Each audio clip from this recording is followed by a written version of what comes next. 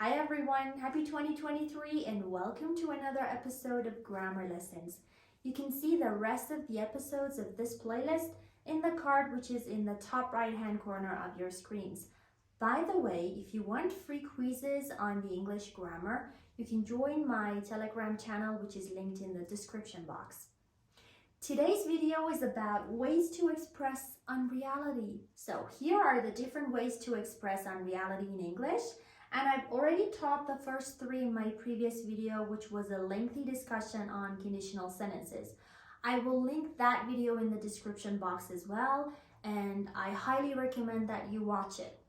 So other ways to express unreality are if I were you, as if or as though, and wish clauses. So let's start with if I were you. This structure is used for giving advice, and no, you can't use was. Why not? Because if I were you expresses unreality. Therefore, you need to use an unreal tense. So you use were with all kinds of subjects, singular and plural. You imagine yourself in the other person's situation. So what would you do if you were that person that you're not? For instance, if I were you, I wouldn't buy those shoes. They don't look very comfortable. Instead of saying, don't buy those shoes, they don't look comfortable, you politely advise the other person to avoid buying those shoes because they don't look comfy. I would apply for the job if I were you. If I were you, I would definitely subscribe to the English Path channel right away because it's going to teach you a lot of things in English. As if and as though. They have the same meaning, but as if is more common than as though. Now, if you use unreal tenses with as if or as though, then you're referring to unreal situations or improbable situations. And if you use as if and as though with real tenses, then you're referring to probable and real situations. For example, to talk about unreal present, if you use the simple past, which is the unreal tense, because we're speaking about the present, then the situation is unreal or improbable. Whereas if you use the simple present tense, which is the real tense, then the situation is real and probable. For instance, she speaks as if she owned the entire company. She speaks present, she owned, simple past, unreal tense, unreal situation. She gives you the impression that she owns the company, but in fact the company is not her possession. She speaks as if she owns the entire company. Speaks present, owns present. The situation is true. It is her company. Now pay attention to this. If the main verb of the sentence containing as if / as though is in the past, then the verb after as if / as though has to be in the past, and there is no way to know if the situation is real or unreal. You can only know if you are in that context or if you've been provided with some background knowledge or background information. She spoke as if she owned the entire company. We can't know if she did own the company or if she didn't, unless of course we are in that situation and we know if it's real or unreal. Unreal past with as if and as though. If you use as if and as though with past perfect, unreal tense, unreal improbable situation, because we're speaking about the past, the simple past. But if you use as if and as though with the present perfect, then the situation is real or probable. For instance, he sounds as if he had spent all the money. It seems improbable. He hasn't spent all the money. He sounds as if he has spent all the money. Here, the situation seems to be real and all the money seems to have gone. And finally, wish clauses, which are used to express regrets. And a really crucial point here, they always express unreality. Another crucial point is that you take the verb after wish one tense back. For example, if you're speaking about a wish about the present time, you use the past tense. Let's see how.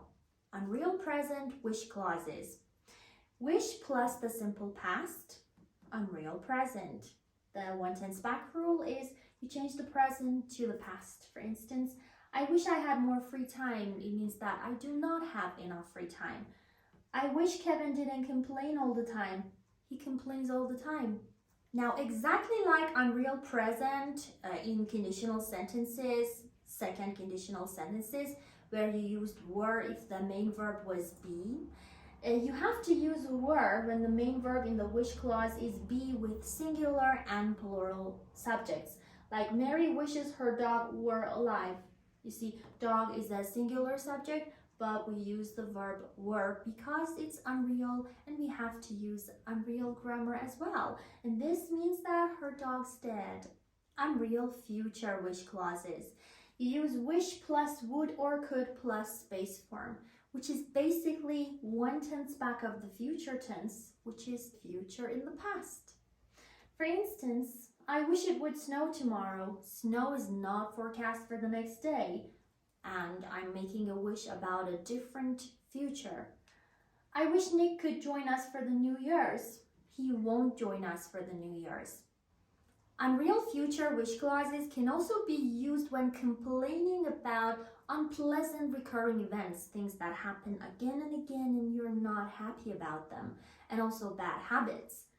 I wish my fridge would stop buzzing. My fridge keeps buzzing all the time and I don't like it.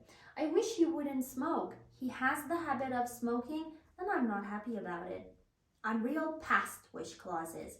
Wish plus the past perfect tense, which is had plus past participle. The one tense back of the simple past tense is the past perfect tense. I wish I hadn't canceled my appointment with the dentist. I canceled it, now I regret it, and I don't know what to do with this pain in my tooth. Meg wishes she hadn't studied what her parents forced her to. She studied what her parents forced her to study, and she's not happy about it. She regrets it. She wishes she had studied what she wanted to study. Common mistake alert: do not confuse wish with hope. Hope is a desire for a possible thing. For example, we all hope 2023 will be a good one. This is a desire for a future situation. I hope it finally snows tonight. Again, a desire for a future situation. He's wearing the sweater I knit for him and I really hope he likes it. I hope he likes it now. A desire for a present situation. I hope Cindy knows that I would never betray her. I hope, a desire for a present situation. Are we allowed to say, I wish it snows tonight? Not at all. It's a mistake which is really common and you need to avoid. By the way, my next video is going to be on hope. And after I film it, edit it, and post it, I will link it in the description box. So if you're from the future, you already have it here. However, if you use wish in this structure, then it is expressing a desire for the future. Subject, wish, a noun or a noun phrase. I wish you a happy new year. I wish you peace and happiness. Also, wish used as a noun or wish to do something express a desire about the future, a desire that is possible to happen. The genies in stories grant 3 wishes when they're let out of the lamp. 3 wishes when you rub a lamp like this. But trust me, I've rubbed this numerous times. There's no genie in it. Genie? Nope. I can't understand his wish for more power. Wish for something is another common structure. She wishes to be alone. It means she wants to be alone. So that's it for today, guys. I hope you found this video useful and that it taught you some things about unreality in English. If you did find it useful, please don't forget to like it. Also, don't forget to subscribe to my channel and use these structures that I talked about today in the comments. And if I see any mistakes, I will definitely be correcting them. Take care, guys. See ya.